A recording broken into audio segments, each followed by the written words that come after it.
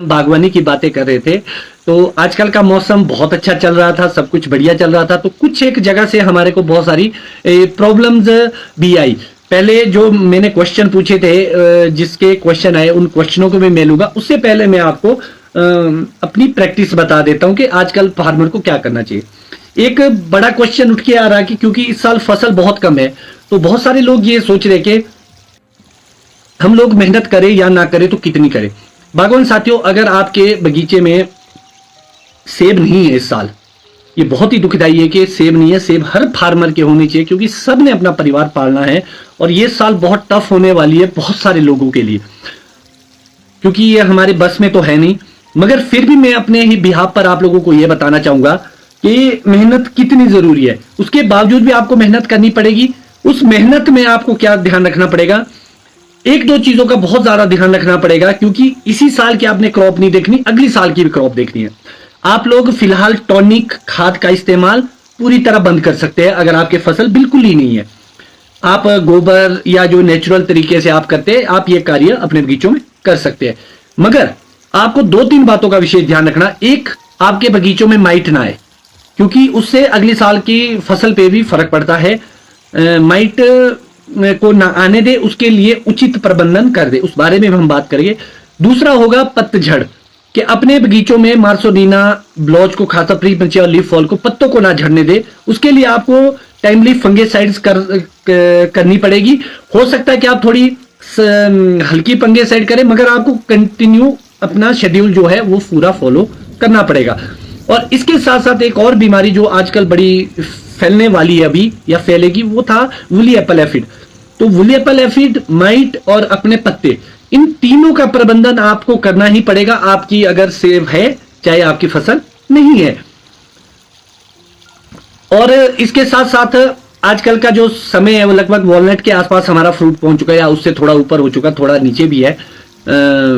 तो आपको HMO 2 litre पानी में पूरे बगीचों में स्प्रे करनी है।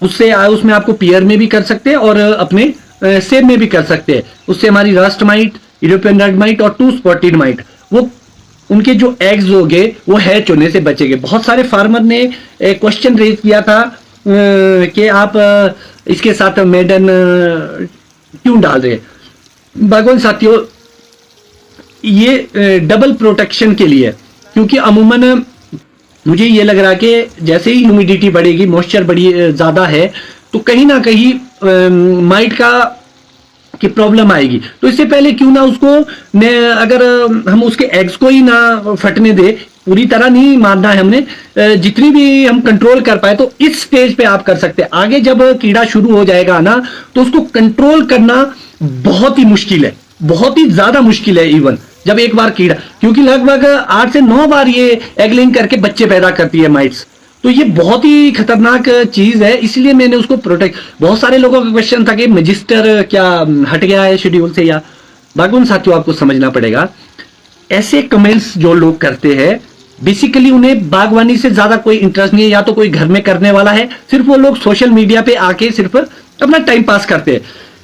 आप लोगों को यह पता होना चाहिए कि जो मैजिस्टिक होता है या मैजिस्टर जिसको हम बोलते हैं, वो किस लिए होता है। वो अडल्ट को मारता। अभी जब अडल्ट है ही नहीं तो हम उसको क्यों डालें।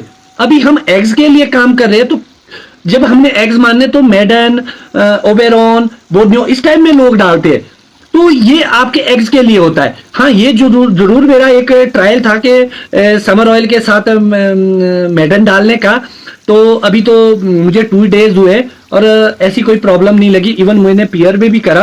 अगर ये भी ट्रायल बेस है, आप लोग नहीं करना चाहते तो आप मत करें, आप मगर सिंपल HMO जरूर अप्लाई करें। आप जो भी इसके रिजल्ट्स रहेंगे, कैसे रहेंगे, वो हम वक्त के साथ साथ आप लोगों से शेयर करते रहेंगे।